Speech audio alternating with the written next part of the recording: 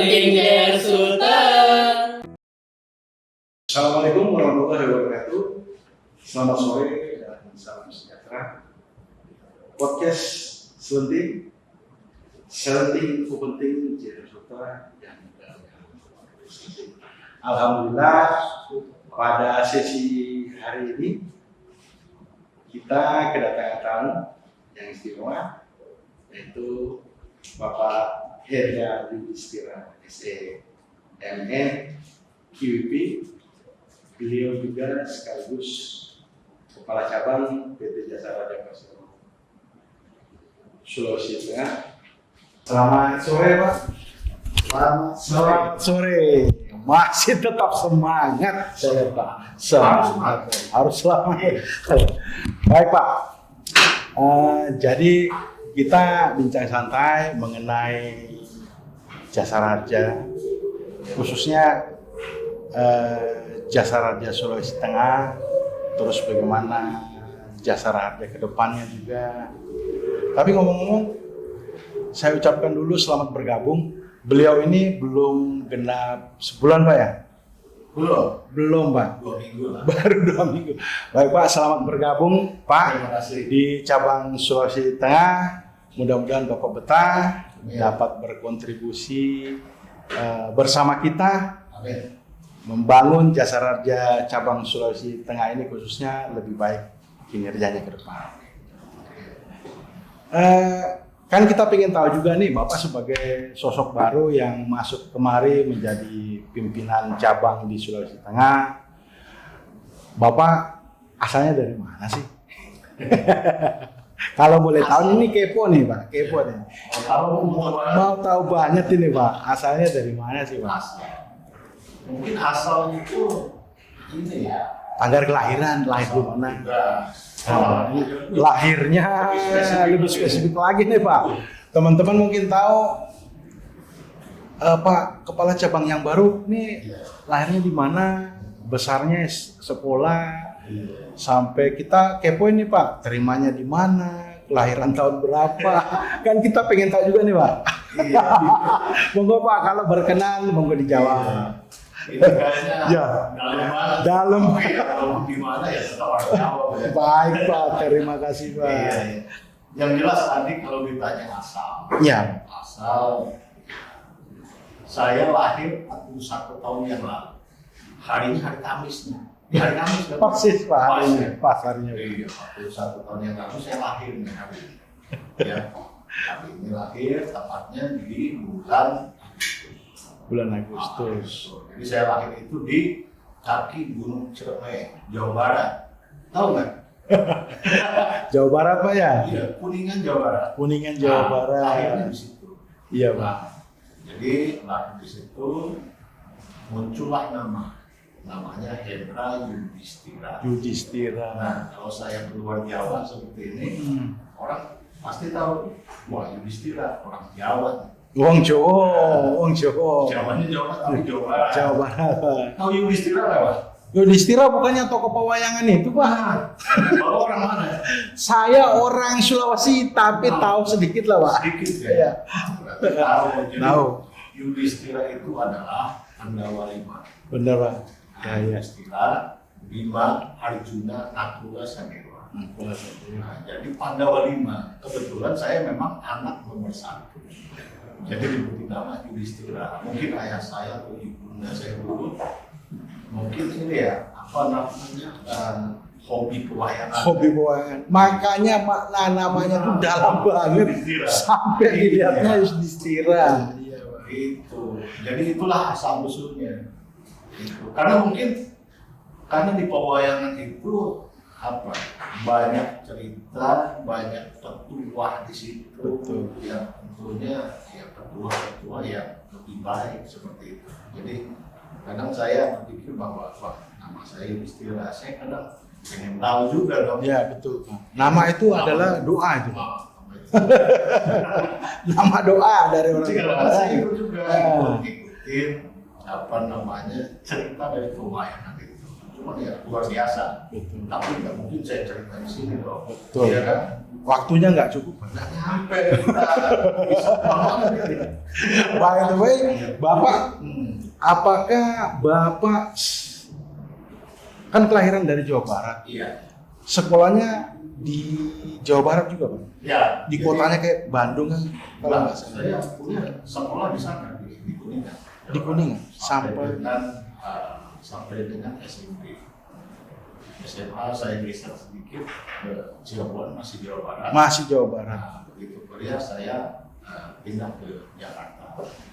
Kuliah alumni Jakarta. Alumni Jakarta. Terus sampai pada akhirnya kuliah juga saya sampai kerja, Pak. Jadi pagi saya pagi saya kuliah, Iya. malam saya kerja. Kembali. Freelance.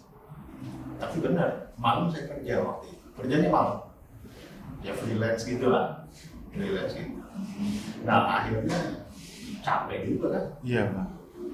Pagi kuliah, malam kerja. Waduh, akhirnya carilah kerja yang normal. Artinya normal begini. Kerja pagi sampai sore, malamnya kuliah. Akhirnya orang udah dapat. Pindah dari perusahaan satu, pindah ke perusahaan kedua. Nah, ini jamnya normal nih. Betul. Artinya begini. Nah, pagi kerja, malam kuliah. Jadi kerja dari jam 7:30 sampai jam 4:30. Terus jam 5 itu bisa pulang, berangkat menuju kampus. Itu sambil ngampus itu, Pak? Sambil Iya, kuliah? Sambil kuliah. Kan biasa tuh orang kerja kayak begitu sampai ngambil cuti tuh, Pak. Oh enggak. Karena waktunya memang bisa, asal kita mau. Artinya mau apa? Ya mau berkorban, apa namanya? Tenaga. Betul, Pak. Tenaga. Jadi pulang kerja jam 5 langsung berangkat ke kampus. Kebetulan di kampus sebetulnya mulainya jam 5. Cuma kalau di Jakarta kan lumayan macet kan. Iya, Pak. Sampai kampus biasanya 5:30. 5:30 ya sudah langsung masuk telat setengah jam ya dimaklumi lah. Betul, Pak. Dengan dosen. Ada yang menarik dari tema kita sekarang ini, Pak. Saya belum selesai. Oh, silakan. Maaf, silakan. Oke, lanjut. Belum sampai pulang, belum. Lanjut, Pak. Silakan, Pak. Siap. Ya udah, 5:30 ikut kuliah, rata-rata sekitar sampai jam 9:30 sampai jam 10 baru pulang.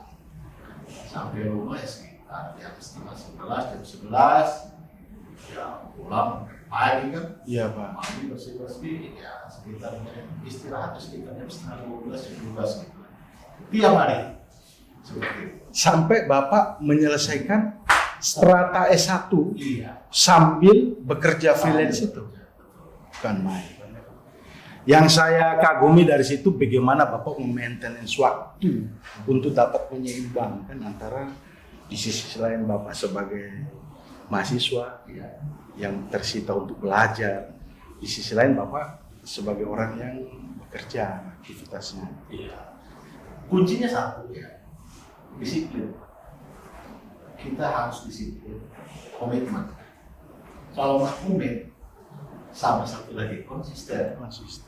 Itu ya memang susah. Kadang-kadang kita pulang kerja berat nih, mau berangkat kuliah itu, waduh, sudah melihat jalan macet, ya kan? Sementara teman-teman di kantor ya artinya setelah selesai kerja mereka kadang pulang kemana, kumpul di mana kan begitu.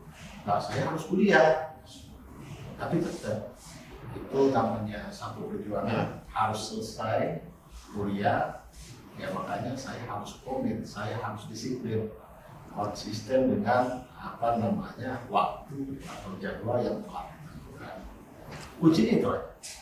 Ada hal yang menarik, Bapak katakan konsisten dan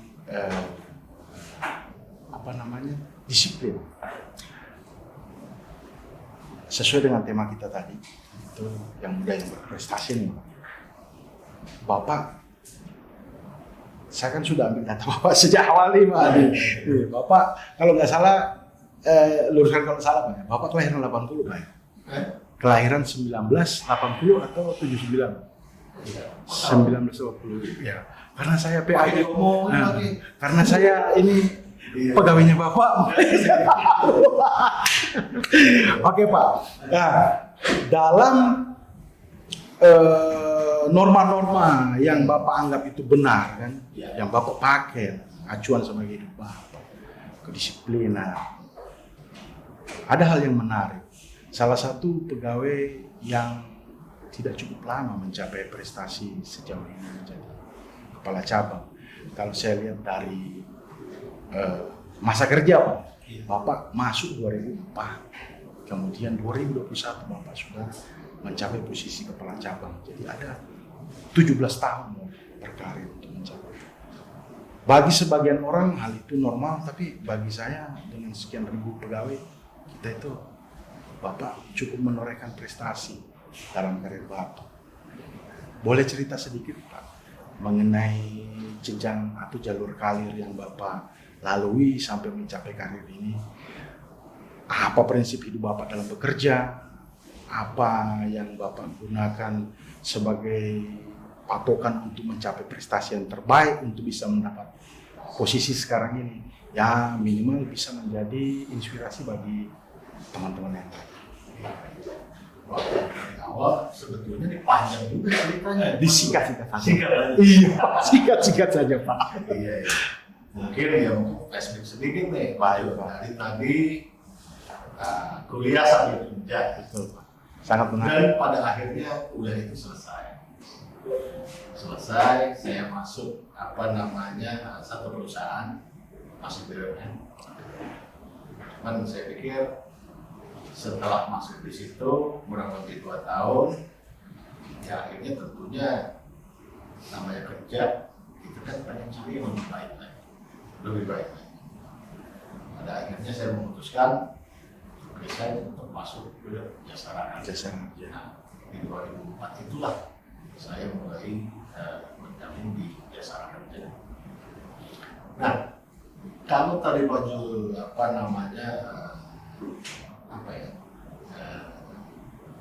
untuk menginspirasi atau Ya, betul Pak, untuk menginspirasi, minimal menjadi bahan perbandingan. Apakah pola kerja yang kita lakukan ini sudah mendekati ideal atau tidak? Saya tidak katakan juga kita semua ideal Pak ya, tapi kan patokannya, parameternya Bapak 17 tahun mencapai posisi ini, itu loh Pak. Ya, kita tidak terbantahkan kan? Ini share pengalaman. Share pengalaman Pak. Jadi karena bagi saya, ya yang tadi itu disiplin, ya kan, disiplin, terus komit, ya itu harus terus tertanam di diri kita seperti itu. Nah, terutama ketika sudah kita memasuki dunia pekerjaan. Di dalam dunia pekerjaan tentunya saya ini tentang saya. Iya. Bukan berarti. Kita share pengalaman ini Pak. Jadi ya itu dia, kerja yang baik aja.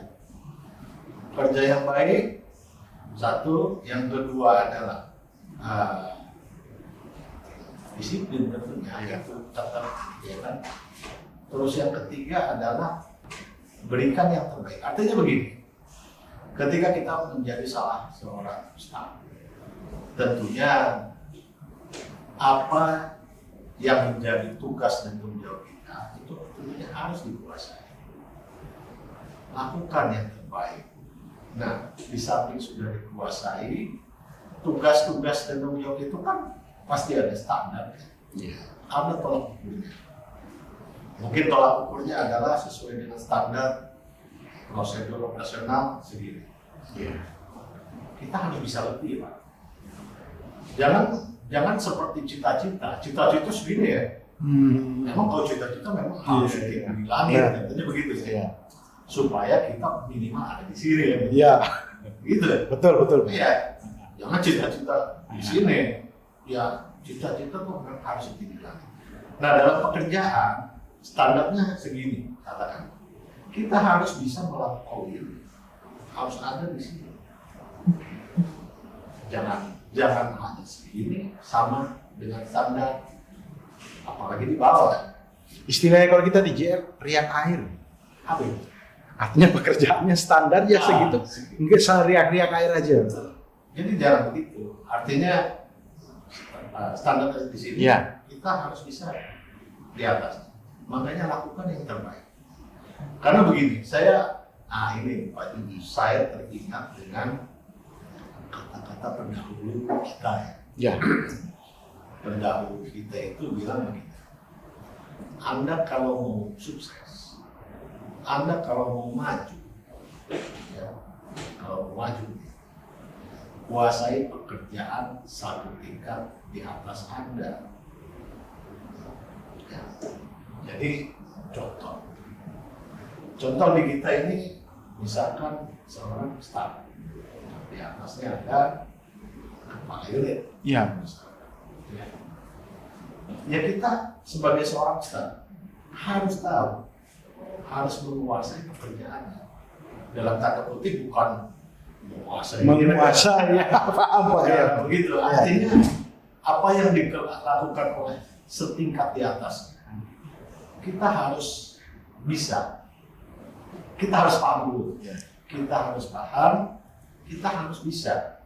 Karena ketika suatu waktu, katakanlah di atas kita misalkan cuti atau sakit atau berhalangan, kan di bawahnya kita harus bisa menggantikan.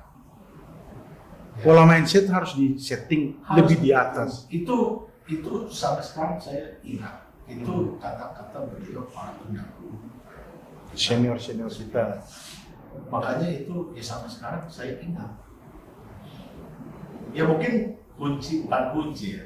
Ini tapi ya share pengalaman. Share pengalaman, betul. Share Jadi pengalaman. pengalaman saya itu, makanya itu selalu terngiang-ngiang.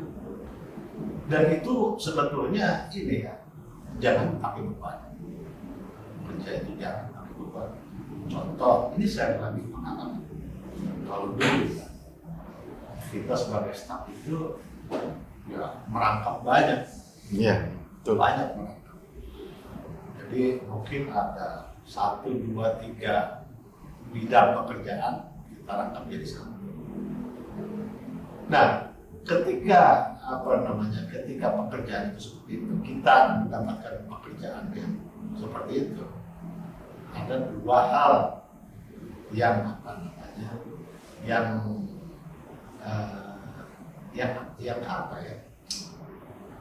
yang positif, ada yang negatif. Benar. Begitu. Ya. Negatifnya apa? Ini negatifnya. Ini 3 kerjaan saya semua yang kerjakan. Betul. Terus kemana yang lain? Oh yang lain nggak ada yang bantu. Jadi beban. Ya. Ketika pekerjaan itu menjadi beban, kerja tidak akan maksimal. Betul. Kerja tidak maksimal, ya jelas penilaian pun akan rendah. Penilaian rendah, jadi pikiran larinya sakit Pak. Iya, benar. Sakit. Nah, itu. Lain lagi kalau kita ambil yang positif. Wah, tiga pekerjaan sekaligus kita menjadi pengalaman. Pengetahuan kita tahu tugasnya si A, si B, si C, bagian A, B, C itu kita tahu. Kita mengerjakan, nambah pengalaman, nambah ilmu. Jadi satu ketika namanya kita di Jasara Harja, ya sebetulnya bukan di Jasara Harja aja ya, Iya. kita pasti akan rotasi, mutasi dan Mutasi, kegiatan. betul. Itu pasti.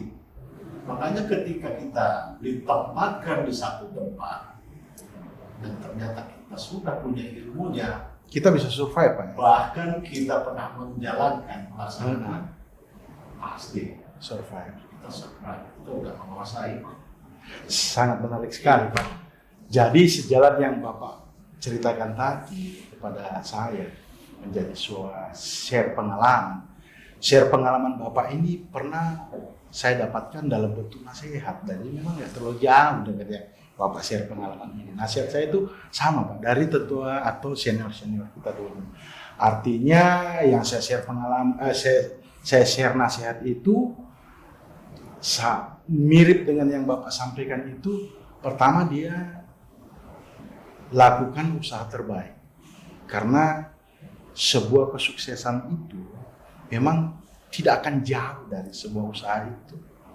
Tergantung usahanya, apa yang kita tanam, apa yang kita lakukan. Kemudian berbagi kerja seperti yang Bapak dalam bentuk pengalaman. Kalau saya memang pernah juga dengar nasihat seperti begitu dari senior. Jadi kerjalah, nggak usah pilih-pilih pekerjaan. Suatu saat ada hikmahnya ketika kamu melaksanakan pekerjaan itu, kau setidaknya lebih bisa dibandingkan banyak orang, sehingga kau mempunyai poin lebih dibandingkan mereka. Tapi kalau Bapak sendiri malah share pengalaman sudah melaksanakan itu. Jadi saya kaitkan saja nih Pak, karena memang saya juga pernah dapat nasihat dari senior seperti itu. Nah, sekarang tinggal kita lakukan atau tidak. Tinggal kita lakukan atau enggak. Karena kadang-kadang begini, ya banyak teman-teman. Ya, ada apa? Ya, itu kan. Itu kan bukan kerjaan saya. Gaji kita kan sama. Ini punya jatah job desk sendiri, gua job desknya sendiri.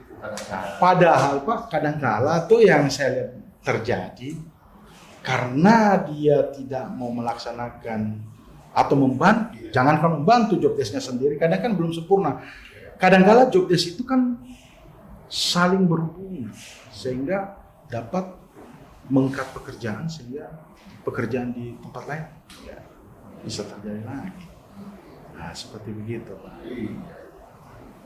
Kalau Bapak selama 17 tahun ini, kita pengen tahu nih juga Pak, udah berapa sih cabang yang Bapak puter. Karena setahu saya nih Pak, selama saya berkarir juga di Jasara Harja, itu sampai ada yang lebih 20 sampai 15 cabang putaran. Luar biasa. Iya Pak, tidak dalam posisi kacap loh, cuma kabak atau kapar itu bisa berputar. Nah, kita kepoin nih Bapak sampai di posisi 2001, Kapala cabang di sini tuh dari awal penerimaan tuh udah berapa tempat Bapak keliling? Coba kita hitung ya. Coba kita hitung. Jadi pertama masuk 2004 itu saya penempatan di Yogyakarta. Yogyakarta 2004. Di Jogja itu kurang lebih hampir 8 tahun. 8 itu berarti 2004 ke 2011. Tapi kalau nggak salah saya 2011 akhir itu mendapatkan promosi ke Kepulauan Riau. Kepri. Cabang baru Pak. Waktu itu cabang baru ya? Waktu itu ya. Cabang baru. Sebelum Perwakilan. Saya ingat saya cabang.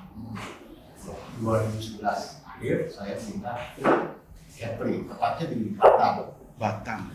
Karena Kepri itu kan ibu kota provinsinya itu kan Tanjung Pinang. Nah, kantor kita ada di Batam. Di Batam. Jadi ya Batam lah Pak. Jadi 2011 akhir pindah ke tepat sudah. Batam. Di Batam kurang lebih ya 2 tahun lewat lah. Iya. Jadi kalau nggak salah 2014 atau 15 saya pindah ke cabang Sumatera Selatan, tepatnya di perwakilan Batu Raja. Nah, Batu Raja di sana itu kurang lebih 2 tahun. 2 tahun berapa tuh tadi? 2013. Berarti ke Batu Raja 2 tahun 2015 seperti ya. 2015 akhir juga saya pindah ke Sumatera Utara. Sumatera Utara itu di perwakilan Pematang Siantar. Nah, di sana juga hampir 2 tahun ya. Tahu Pematang Siantar? Saya belum pernah ke sana. Yang ada Danau Tobanya itu. Oh iya Pak, Danau Toba Pak. Itu masuk wilayah Pematang Siantar, Danau Toba itu Pak? Iya, masuk wilayah kerja Pematang Siantar. Jadi di sana hampir 2 tahun juga pindah lagi ke cabang utama Jawa Timur. Masuk Jawa nih, putar-putar Sumatera, ujung-ujung masuk Jawa. Lagi. Jawa, tepatnya di perwakilan Madiun. Perwakilan Madiun. Madiun itu perwakilan terbarat Jawa Timur karena berbatas langsung dengan Jawa Tengah. Ya. Jadi kalau nggak salah pindah ke sana itu tahun 2017 akhir juga. Saya rata-rata Akhir tahun. kalau nggak Oktober, ya mulai September, Oktober, antara itu lah. Iya. Nah, selalu akhir tahun saya pindah. Nah, di sana, kalau di sana ya masih hangat. Di sana itu 2 tahun kurang 1 bulan. 2 tahun kurang 1 bulan. Di sana pindah lagi ke cabang Sumatera Barat, tepatnya di Kota Padang. Kota Padang. Nah, itu kalau pindah itu kalau nggak salah bulan Oktober tanggal 7 2019. Ya, kita ke sana Padang, cabangnya ke Sumatera Barat. Nah, baru pindah ke sini bulan Oktober juga. Jadi kalau Di akhir tahun. pas 2 tahun. Pas 2 tahun dah Pas sama 2 Padang. tahun. Pindah di sini di akhir tahun juga, Pak. Jadi berapa? Kok pakai itu? 7 Pak. 7 kali pindah. 7 kali pindah. Baru Bapak masuk ke Sulawesi Tengah.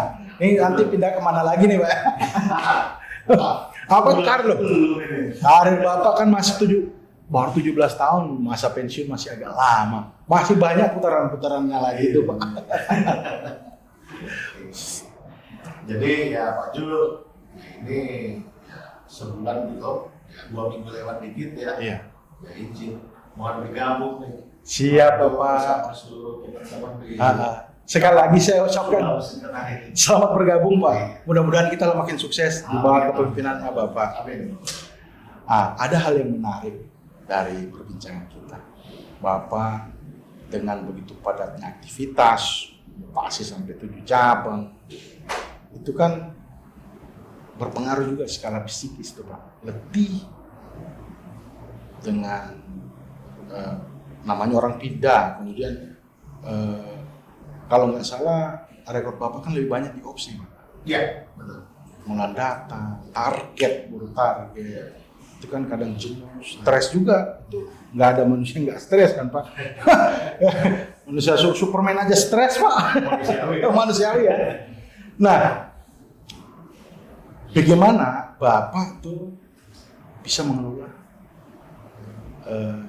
hal tersebut sehingga tetap fresh ketika Bapak bisa memisahkan Iya. antara profesional, saya harus masuk kantor tetap fresh, Iya. memberi yang terbaik dalam kinerja saya, entah itu melalui hobi ataukah melalui semacam kegiatan kumpul dengan keluarga. Itu bagaimana Pak? Jadi begini Pak, saya juga ya tentunya kan mengelola Iya, manajemen waktu, manajemen waktu. antara keseimbangan di kantor, di rumah, gitu ya. Nah, saya nih sebetulnya ada moto hidup ya. Iya. Moto hidup. Saya nggak tahu tahun berapa dia. Saya coret-coret gitu. Dapatlah kalimat begini kan. Yang menginspirasi nih Pak. Iya, kalimat begini. Nah, Ya, itu untuk hidup ya. iya iya Pak. Ya, hidup itu dibikin enak, tapi jangan seenaknya. Jangan lupa maknanya itu. Betul. Yang kita bikin itu kan kita sendiri. Iya. Mau dibikin susah, senang, bikin enak, itu kita yang ngatur itu kita, bukan orang lain. Betul.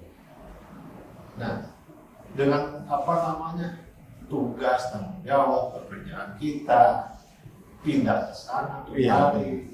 Konfigurasi energi itu Pak. Kita bikin enak aja. Iya. Kita bikin enak. Tapi jangan seenaknya. Iya. Karena apa? Ya, kita namanya hidup. Kita punya aturan. Iya kan? Aturan sebagai seorang hamba yang agama, kita punya aturan. Di jalan seenaknya tuh. Benar. Waktunya beribadah, beribadah. Waktunya sholat, sholat. Waktunya keluarga, keluarga. Keluarga, kerja ya Kerja. Iya. Ya harus maksimal. Sepakat. Makanya ya dibikin enak aja, tapi jangan seenaknya.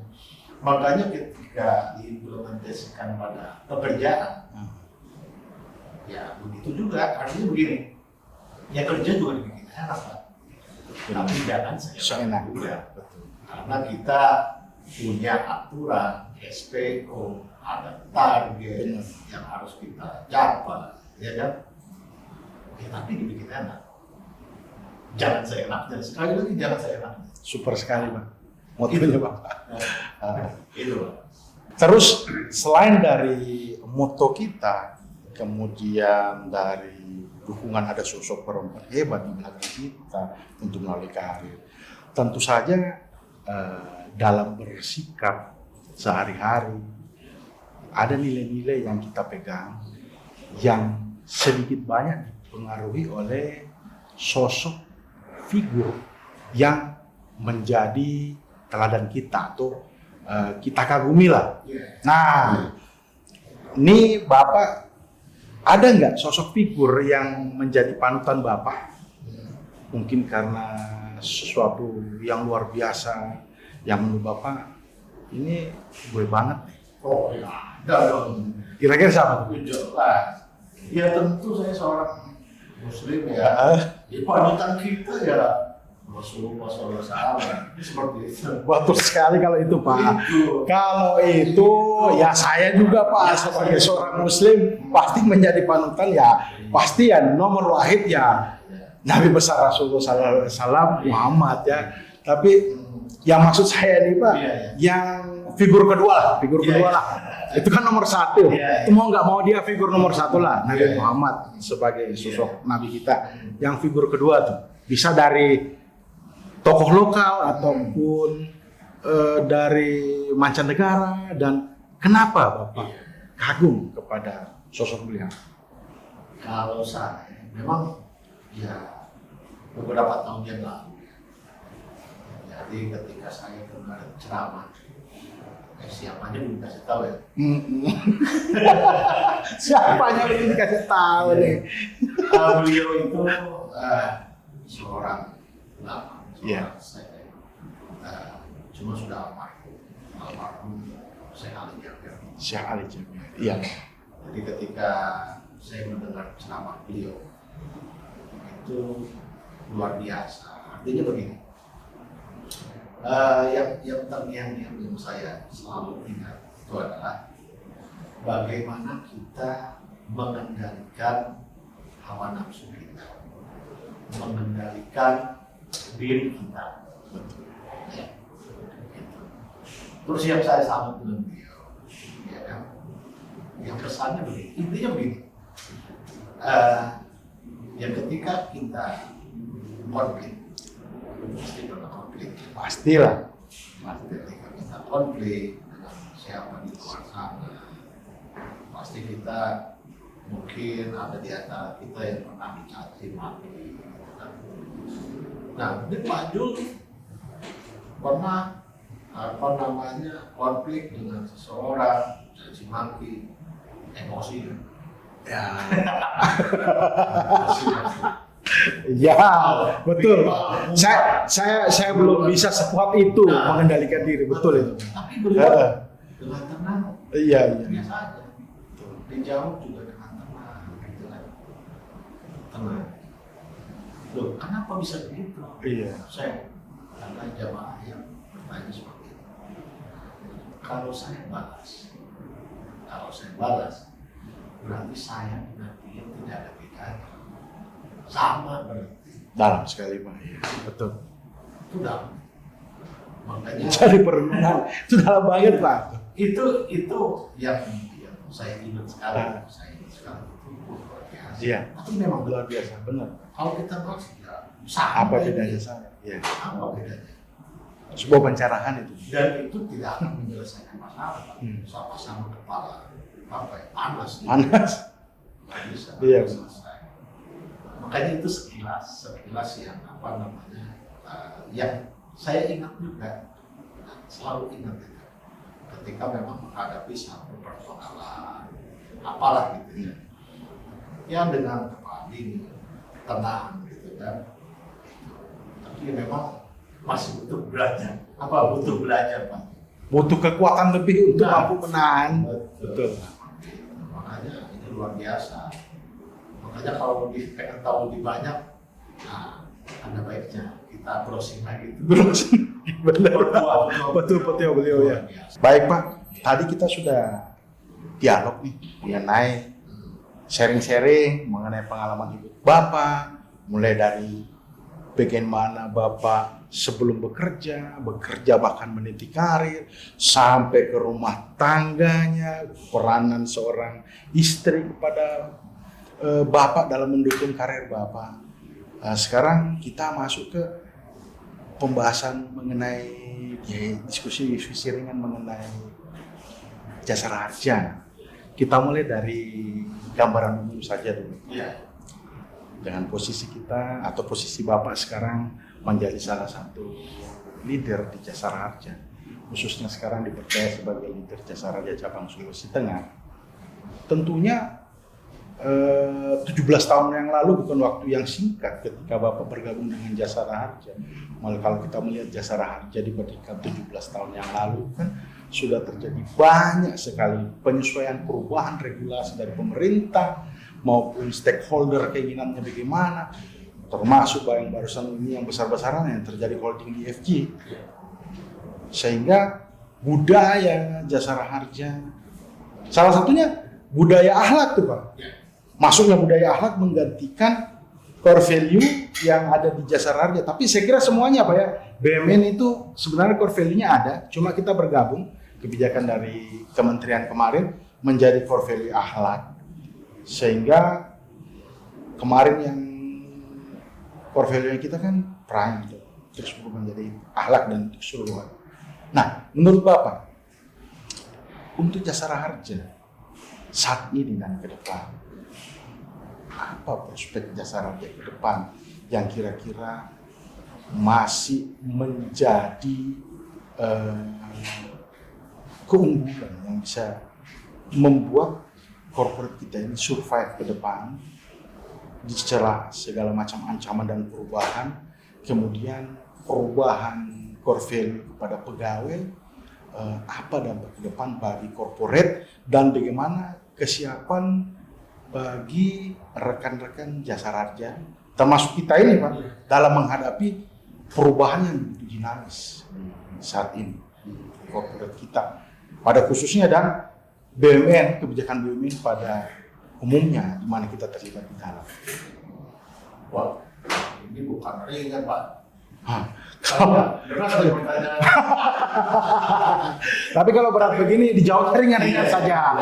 Kita ngambil sedikit-sedikit saja Pak. Kita harus nyerempet sedikit lah Pak. Secara garis umumnya saja lah Pak.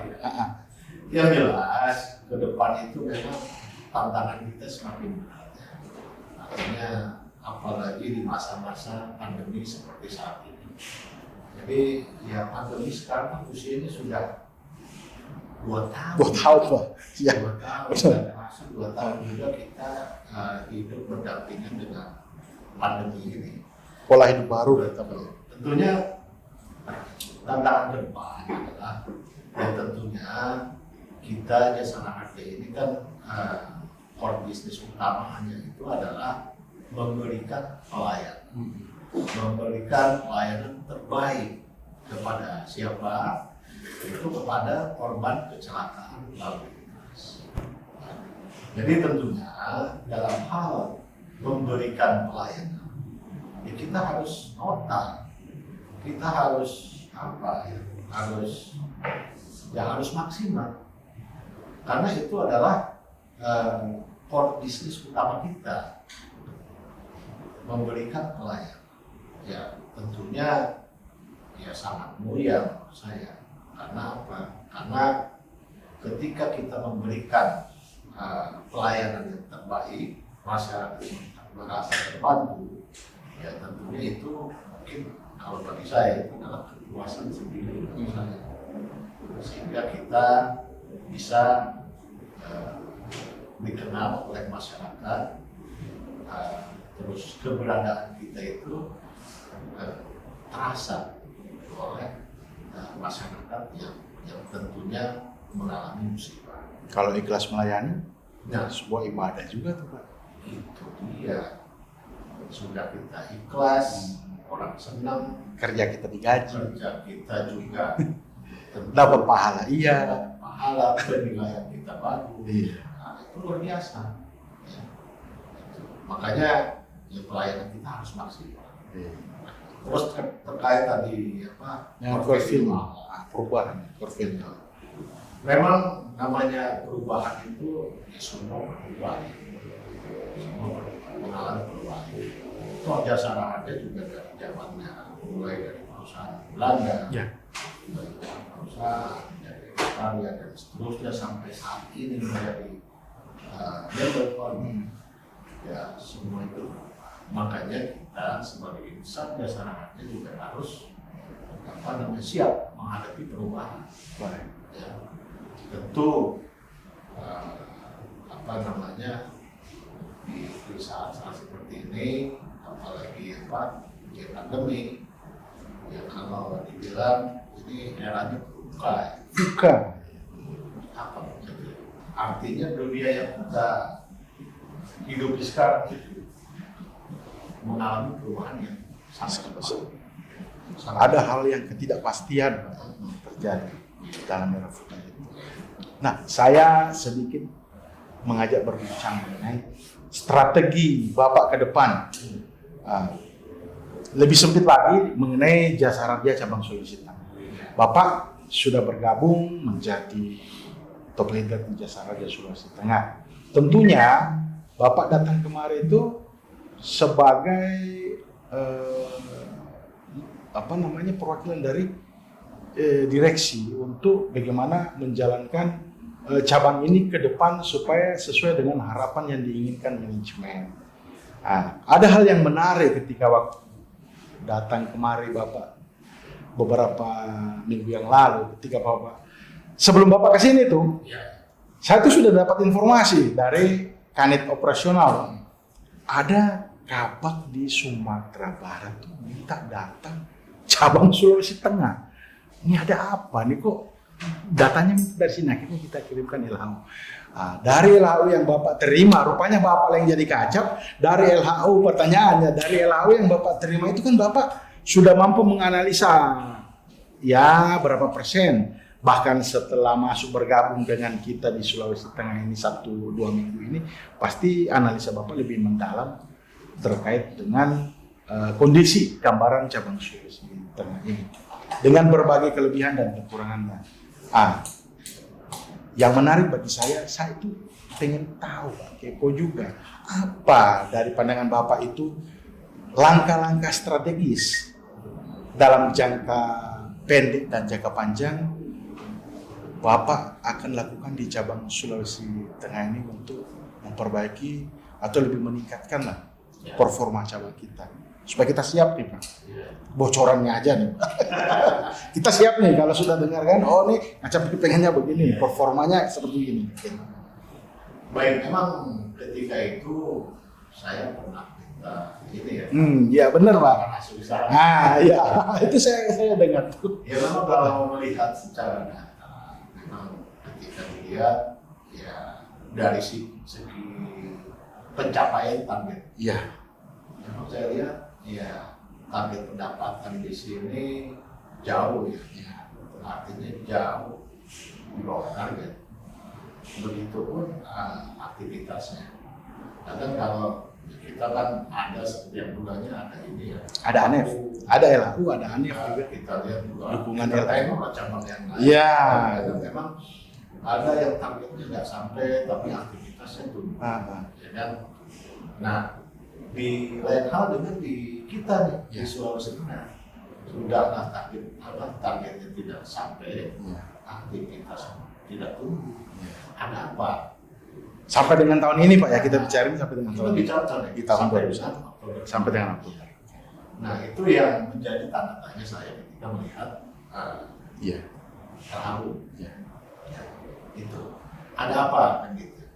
Makanya ketika saya masuk sini, saya minta ANEF kan. Betul. Nah sebetulnya itu adalah ya artinya saya pengen input dulu. Artinya kondisi di cabang ini bagaimana, ya kan? Supaya nanti tidak salah langkah.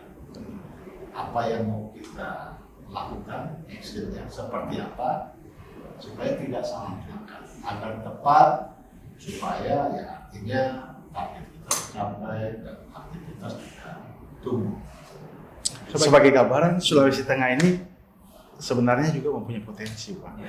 Salah satu potensi yang paling besar, mungkin Bapak bisa manfaatkan ke depan untuk mendukung target perbaikan cabang ini, yaitu potensi karyawan kita yang memang rata-rata didominasi oleh kaum milenial. Dan tingkat standar pendidikan dengan semangat kerja yang masih sangat baik lah, biasalah anak muda lah milenial. Itu bisa jadi Bapak pertimbangkan juga. Modal kita, Pak. Iya. Modal kita, kekuatan kita, supaya kita langkahnya lebih maksimal. Ini luar biasa nih, karena begitu perkenalan kepada dia. Iya, benar. Memang ini didominasi oleh Kaum milenial. luar biasa. Kita saja ini kalau milenial masuk 80, kita ini milenial juga, Pak. Iya, kita milenial juga ya. Iya. Makanya masa kita yang masih muda, Udah loyo? bisa gitu. Udah loyo, Pak. Muda loyo. Nah, Sementara ini kan muda dan berprestasi. itu Ya dia. kan, muda loyo. Sesuai dengan tema hari ini, Pak. Iya, Jadi, muda berprestasi. ya modalnya udah cukup kuat. Modalnya udah cukup kuat. Tinggal nanti kita actionnya. Actionnya bagaimana? Kita tunggu. Kita. Baik, Pak. Ya. Terima kasih banyak untuk perbincangan, sangat menarik sekali, sangat menginspirasi sekali bagi kita. Mudah-mudahan ke depan hasil pembicaraan atau perbincangan kita ini sangat bermanfaat bagi yang lain, terutama yang nonton di rumah, teman-teman semua. Tapi sebelum kita selesai, kita ada game nih, Pak. Kan dari tadi nih pembicaranya saya lihat menguras seperti kita lagi wawancara murah sekolah, Pak. Kayak wawancara mau masuk kerja nih, Pak. Berat-berat pembicaraannya. Kita main game aja, Pak. Jadi ada gamenya di sini. Bapak nih di game ini tantangannya Bapak yaitu jawab cepat tanpa pertimbangan. Jawab cepat tanpa pertimbangan. Gak usah dipikir nih, Pak. Pokoknya saya nggak pakai timer. Timernya dari saya, Pak. Pokoknya langsung saya sampaikan kalimatnya, Bapak yang pilih. Oke, siap ya? Oke. Pertama nih, Pak. Bapak pilih satu di antara dua ini. Gunung atau pantai? Gunung. Nggak ditanya kenapa? Sebentar, Pak. Belum nih, Pak. Gunung atau pantai? Tadi gunung. Nah, kok gunung, Pak? Apa? Jangan sampai Bapak nih waktu mahasiswa pecinta alam nih, pilihnya gunung nih. Sebenarnya dua-duanya suka sih. Iya. Cuma kalau suruh pilih gunung. Kenapa gunung? Soalnya dingin, Pak, di gunung, Pak. Oh, Asik, Pak. Kalau Benar. pakai AC, Pak. Jawa Barat kan banyak itu daerah-daerah tinggi ya, Pak. Gunungan, Pak. Saya kaki gunung juga. Wah, siap. Yang kedua nih, Pak. Ya, Sop kaki kambing atau gudeg? kaki kambing. Nggak takut hipertensi nih, nggak takut hipertensi. Hah? Nggak takut hipertensi nih, Pak. Sop kaki kambing. Wah, amin, mantap, Pak. Oke, yang ketiga, goes apa tenis? Dua-duanya. Nggak bisa dua-duanya. Saya dua-duanya. Goes atau tenis? Bapak pilih dua-duanya. Soalnya Iya, benar. saya di samping goes. Sebelum di sini nih, saya main tenis juga. Benar, Pak. Karena kemarin memang sebelum datang ke sini kan saya dengar Bapak nelpon tuh. Iya. Ada yang main tenis nggak di situ? Iya. Oh, Bapak mainnya tenis. Terus kemarin saya lihat sepeda 2 biji. Ini Bapak main tenis, main sepeda deh. Oke. Makanya pertanyaan pilihnya dua-dua. Goes atau tenis. Oke. Sekarang, Pak. Yang keempat nih. Pengusaha atau kerja kantoran? Kerja kantoran. Soalnya udah Udah jadi pekerja kantoran Pak ya. Iya. salah itu ya. Ini juga kalau saya ditanya begini, ya pekerja kantoran ya kita ini sudah kerjanya kantoran ya. Sama mahasiswa, belum bisnis. Iya Pak, kalau kayak kita sudah kasep Pak. Udah kerja. Nanti dibilang diri apa? Milih bisnis Disuruh sudah keluar gitu. Nah, yang terakhir nih Pak. Ada tahu saya jawabannya nih Pak. apa? Tak kasih jawaban, saya kasih tanya lah. Tapi sudah tahu jawabannya nih. Traveling pakai motor apa mobil? Nah ini sudah selesai. Udah. Iya. Saya pikirnya traveling pakai motor.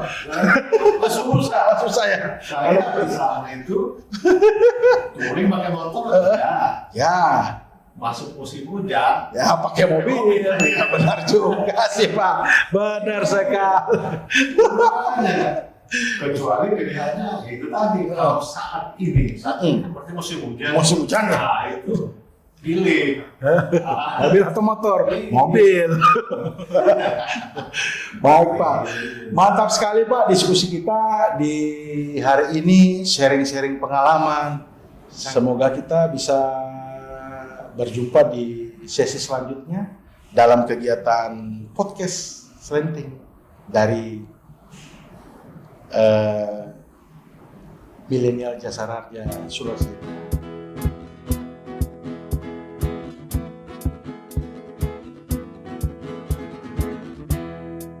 Selenting